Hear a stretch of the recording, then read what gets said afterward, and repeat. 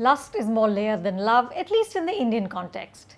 Lust is primal and more problematic because it's colored by guilt, shame, awkwardness, and anxiety. In lust stories, directors Anurag Kashyap, Zoya Akhtar, Dibakar, Banerjee, and Karan Johar deconstruct the splendor, complexity, and chaos of lust. The title is clickbait because this 4-film anthology is about so much more. Yes, sex features in all the stories, but don't come here looking for hot scenes because sex is merely the trigger. These films examine the messiness of human relationships, our deeply entrenched class system, the difficulty women have in seeking and getting pleasure. There's also a cheeky and superbly comic sequence that will change forever the way you listen to that family values anthem, Kabhi Khushi Kabhi Gum. Applause to Karan for subverting with such panache his own brand of cinema. My favorites were the films by Zoya and Dibakar. Hers is a minimalist, quietly poignant coming-of-age story. His is a delicate look at a tumultuous night in the lives of 3 people who walk away a little wiser. These stories are narrated with tenderness and an understanding of how deeply flawed human beings are. They capture the fragility of our relationships. We see deceit, betrayal, ignorance, and disregard, but there is no judgment or resolution. Life goes on in all its untidy glory. The women in the anthology are specially glorious. Radhika Apte, Bhumi Pednikar, Manisha Koirala, and Kiara Advani play nuanced characters who refuse to follow the rules. Radhika, as the neurotic college professor Kalindi, is the least sympathetic.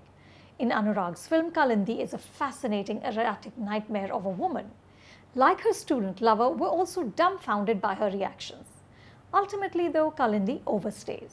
At over 30 minutes, this film is too long. Radhika's performance and character become repetitive and one-note. Dibakar's film is also long, but here the performances and situations sustain the length. Manisha is lovely as a woman whose beauty and life have frayed. Bhumi is also very good as the maid who comes to understand her place in the world. But the surprise is Kiara as the young bride seeking pleasure in Karan's film. She deftly combines innocence and defiance. The men have got the short end of the stick. The male characters seem paralyzed by the complexity of their partners. Akash Thosar from Sairat is pitch perfect as Kalindi's bewildered lover, as is Vicky Kaushal in Karan's film. He plays an ignorant husband who doesn't get that sex needs to be as pleasurable for his wife as it is for him. If the men are dumb, they're just flat out selfish, like the character Neil Bhupalam plays in Zoya's film or the one Sanjay Kapoor plays in Dibakar's. There's also the consistently solid Jaideep Ahlawat who is having a moment post-Razi.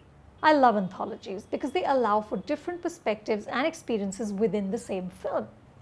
I'm not sure that the format works on a platform like Netflix because here you have the freedom to watch the film separately and in any order you like.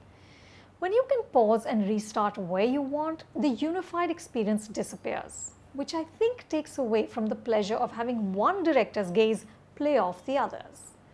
My advice would be to watch all 4 films as a whole and in the order the filmmakers intended.